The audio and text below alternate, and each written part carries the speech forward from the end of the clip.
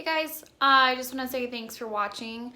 I know that I am just getting started, so I appreciate every single view. Yes, I'm in the bathroom. I'm currently hiding from my kid and the construction noises and also the sound of the washing machine draining right now. So anyway, I wanted to talk about how I get things done as a stay-at-home mom who's busy watching kids and how I try to balance those responsibilities with also doing the blog stuff and now this. So you already know that I hide from my kids occasionally, so no shame in my Disney Plus game. But honestly, I every morning I write down the top 3 things that I want to get done and things that I feel like, not just like fluffy things like, oh, let's do the laundry. Like that's something I do every day, but like I'm not going to write, I stopped writing things down that I was just going to write down to knock off the list, right? So it can feel great to write a huge list and knock a bunch of stuff off of it. But if it's stuff that you're already doing and it's not moving you forward in any big way, then it's kind of a waste of like time. So I learned this trick from one of my favorite podcasters and bloggers, Natalie Hodson. And in one of her podcasts, she said that she writes down the top 3 things that she wants to accomplish every day. And they're things that will definitely move you forward in the right direction for your goals. We're not talking about little things like, oh, I'm going to track my macros.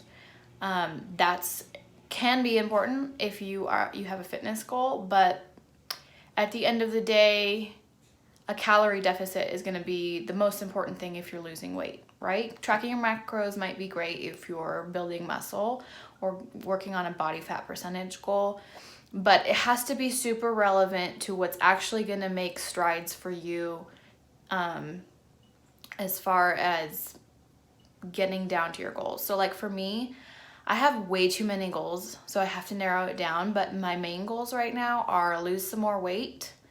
I feel like I still want to lose 30 more pounds. I've had 2 babies in the last 6 years, but now I'm 2 years postpartum and I'm like really focusing on that last 20 pounds that I gained since having kids and then 30 to put me in a really ideal spot. So for weight loss, the most important things that I could do would be to put myself in a calorie deficit every day, right? And in order to put myself in a calorie deficit, I have to not overeat and I have to burn more than I'm eating, right? So for me, putting myself in that calorie deficit might be tracking all my food and exercising. So those are 2 of my things. Tracking my food so that I'm in a calorie deficit and exercising to burn more calories to propel the weight loss. And then I typically have a blogging goal. So I just write down like whether I want to work on a post for half an hour or whether I want to post a new video or whatever. But if I was just doing all fitness, I would also probably put down like meal prep something, whether it was just a snack or whatever. So I'm not trying to put any extra fluff in there, like fitness stuff. I could be like, well, I'm gonna sit down on Pinterest and look for new workouts to try. But the reality is that's kind of a waste of time when I already have a stationary bike, and I have weights, and I have a Bozo trainer, and I have a yoga mat, and I have a medicine ball, and I have everything there. I just have to get rid of all those things and just simplify it to actually get the things done. Whatever's going to increase the likelihood of me getting them done, right? So it's really different every day because I do have a 2-year-old and 2-year-olds are unpredictable. But normally in the morning, I don't eat breakfast and I wait until 9 or 10, kind of an intermittent fasting, but not very strict. I don't do it on the weekends.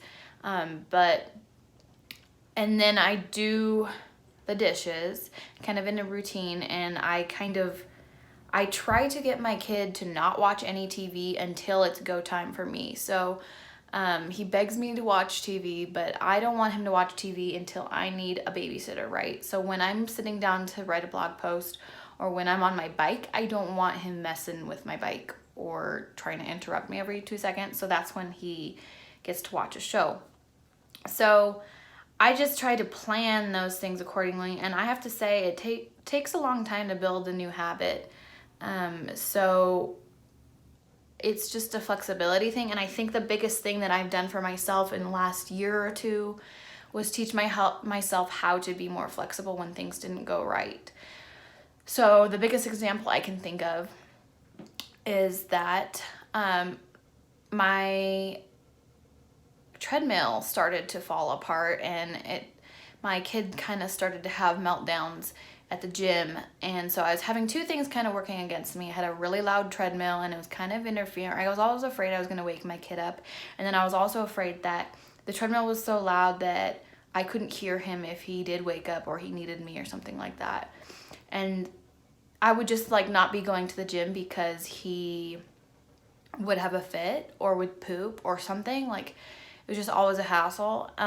So I made the investment of my Nordic Track stationary bike, and it's super, super quiet, and it's super compact compared to my treadmill was.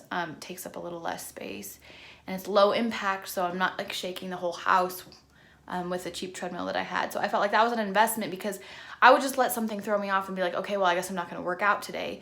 But now I can hop on that thing. I have it any old time. So just the flexibility of like, oh, well, I guess I don't have time to go to the gym today or whatever. Like making a backup plan and always having some sort of backup resource for that. That's important for me to get things done, because there's really no excuse when it's right there. So sometimes I'll be on my bike while my husband's watching a show, and it's so quiet, he doesn't even care.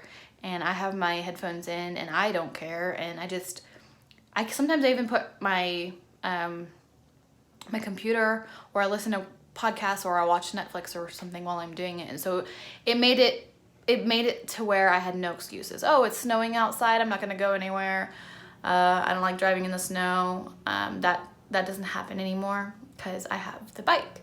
So that's kind of how I've managed to get things done more consistently. But I have to say that I'll be honest in that it took me several years of intention for it to be a regular thing for me to exercise every day and work on my blog more consistently. And I figured out a way to like get rid of the fluffy things. Like, I spend so many hours thinking about working out or planning workouts or planning meals and planning a grocery shopping trip and planning all these things that I was going to do to my blog, but they weren't actually moving me forward towards my goals. So I had to learn to decipher between the things that were really, really helpful and were actually going to matter at the end of the day and add up over time versus the things that weren't. So like, I would rebrand my blog and make a new logo and change the colors and do a million things a million times. But at the end of the day, that doesn't help me rank better or make sales or anything like that. I mean, those things matter just so much less, and I'd get sucked into those things. So now I do Natalie Hodson's method. I don't know if she has a name for it or whatever, but every day, 3 things, those most important things that you could possibly get done for your goals. Get them done first, and then you can feel super accomplished, and it will kind of like snowball. Then anyway, yeah, thank you guys.